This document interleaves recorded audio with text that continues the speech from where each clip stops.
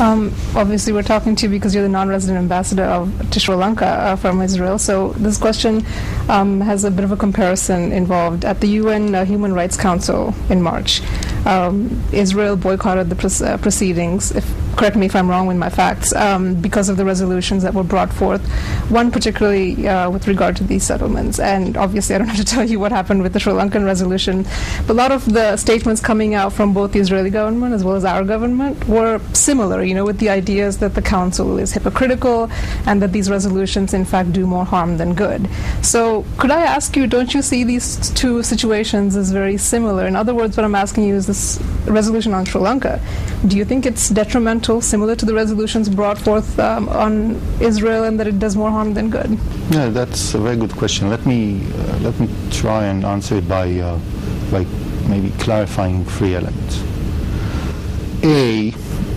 We have been facing for many years, Israel and Israelis, and Israeli society, one of the most difficult dilemmas a human being can face, which is how do you protect yourself and survive in a very tough neighborhood, while not losing one of the most fundamental genes, an integral, indispensable part of our DNA, which is human rights. There is nothing more fundamental Jewish to our identity than this respect that we have for human rights, whether it is freedom of speech or freedom of faith, religion, gathering, things like this. This is a very, very difficult mission. And I have to tell you that, not as an ambassador, but as an Israeli and as a human being, I'm tremendously proud of what we've been doing. We, our government, our armed forces are doing an unbelievable job in providing shelter, food, daily needs to human beings, to our Palestinian partners, whether it is in Gaza, in the Gaza Strip, or in the West Bank. The second thing I would like to say is that one should be very careful in comparing all these cases, because each one of them has its unique features, I should say. And people have to be very careful when they look at the other's case. Now, I don't think it's my place to make observations on policies of other governments. But then, there is. But at least in our case, it's quite obvious that we have reached the decision, unfortunately, that there are better ways to achieve and promote peace, stability, and even human rights than this specific platform. So you do think that, in other words, you support the U.S. bringing about this resolution for other ways of addressing this reconciliation problem? No, I'm speaking about the Israeli case. Israeli, okay. I'm speaking only about the Israeli case, and I'm once again reiterating. In our specific case, in the Israeli case, we have reached the conclusion that there are much better ways than to go to this place, if you want indeed to promote peace, stability, and human rights. But you are the ambassador to Sri Lanka, so I guess it is your job to have an opinion on that front too. What would be your opinion about the resolution on Sri Lanka and the way that the reconciliation process is carrying on here? Okay. Well, let me say the following. Friendship between Israel and Sri Lanka is long and long-lasting, and we have watched. I have to tell you in pain the horrible things that Sri Lanka, the Sri Lankan people, Sri Lankan society have gone through in recent years. When we speak about, when we see the terrorism and the pain it inflicts on human beings, we understand exactly what it means. When we come back, we continue the conversation with Ambassador Alon Ushpiz, the Israeli ambassador to India and Sri Lanka. The focus turns to U.S. politics, Israeli politics, and of course, Iran. You're watching a special edition of Global Perspectives on MTV Sports. We'll be right back after this commercial break. More than the Israeli-Palestinian conflict and the stalled peace process, the other topic that is consuming international media attention is a looming crisis between Israel and Iran. Though he fell short of confirming any Israeli intention for a preemptive strike, Ambassador Ushpiz had some telling responses about Israel's stand on Iran. In 2009, U.S.-Israeli relations took a turn when the Obama administration stood firm on the question of settlements and said a complete freeze on settlement construction is a precondition to any Israeli-Palestinian peace negotiation. However, months before the U.S. presidential election, the Obama administration is now trying to postpone or halt the UN probe into West Bank settlements. I do want to switch a little bit now to U.S.-Israeli relations. Now, U.S., with regard to the settlements, again, U.S. is trying to postpone this probe that the UN is trying to do with regards to West Bank settlements. But some in your administration, as I read, have kind of boldly stated that they believe it's only until the presidential elections.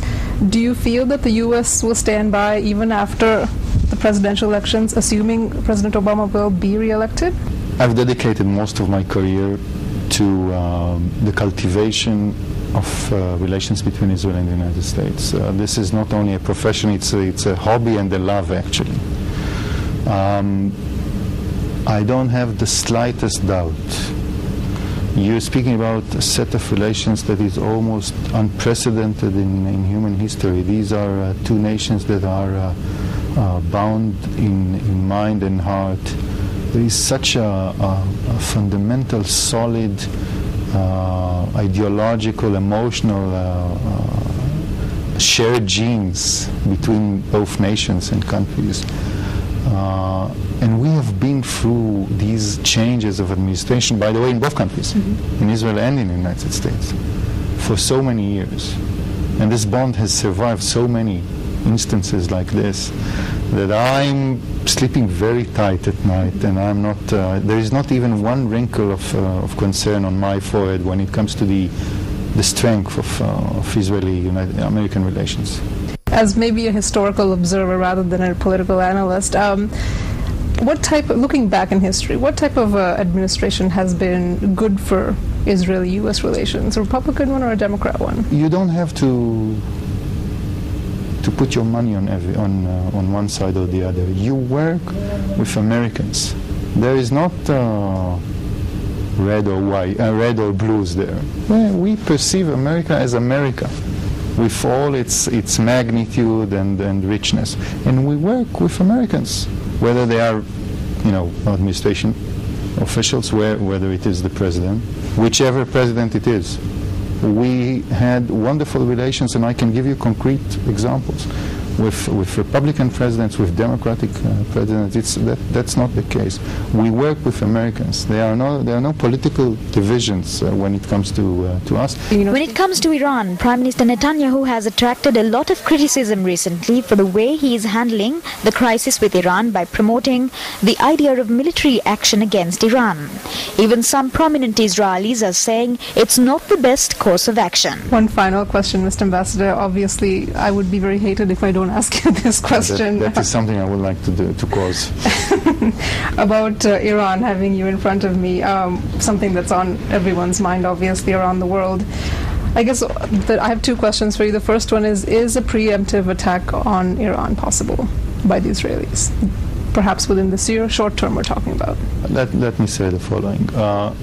The constant attempt of Iran to acquire military nuclear capabilities is a catastrophe in waiting, not for Israel, or more precisely, not only for Israel. This is a tremendously bad development, first of all for the international community, and then for our region, what is called West Asia. This is not an Israeli problem. This, to begin with, is an international community problem, and it is reflected, this perspective of an international community problem or a regional problem is reflected in the fact that you have a whole list of Security Council resolutions speaking about this. And you have a list, if you look at the statements of the Gulf Cooperation Council, the GCC, you will find once again, I'm not sure that it's going to be shelves of books, but it's going to be shelves of statements by the GCC speaking in a very concerned tone about these aspirations of the Iranians. We don't have any fight with the Iranian people, but we certainly have our very grave concerns with the Iranian regime. This is a regime that is vigorously trying to acquire nuclear weapons. They do whatever they can and act against stability in West Asia. Incitement, calling publicly to the destruction of Israel and the Jewish people, which, by the way, is an interesting phenomenon because they deny that there was ever a Holocaust and nevertheless do whatever they can in order to create a second Holocaust. And they are the number one state sponsor of terrorism. We believe that the Iranian regime should understand quickly, promptly, in the clearest terms possible, that there is a very high price tag attached to their nuclear aspiration. And the vehicle to clarify this is through economic sanctions and political isolation. If indeed international community is interested in solving this through these means and not through any other option, which is on the table, because all options are on the table, and this is a statement not made by us, or not made only by us.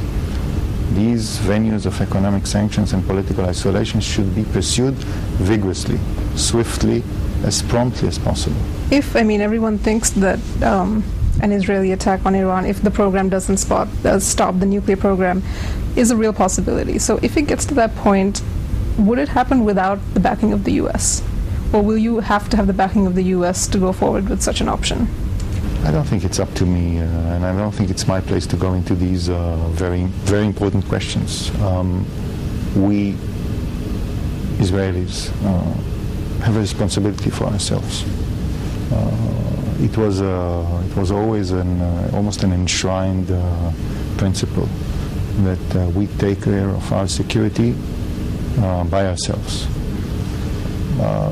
Whatever is decided, whenever it is decided, however it is decided, I'm not sure that this most respectable platform is the right place to discuss it. Both Prime Minister Benjamin Netanyahu and President Barack Obama will face re-election within just months of each other. It's still difficult to say definitively what kind of an impact either of the elections will have on the other, but the outcome will decide the future of relations between the two countries. As Ambassador Ushpiz indicated, the crisis in the Israeli-Palestinian region is so complex because it involves many other players from other parts of the world, and because of that, the outcome is also likely to have a much wider impact. That brings this special edition of Global Perspectives to an end. Before we go, we want to remind you again that the entire episode is available online at youtube.com/newsfirstsri Lanka. We invite you to take a look and leave your feedback. Have a wonderful week ahead and join us again next Monday at the same time on MTV Sports. Thank you for joining us and good night.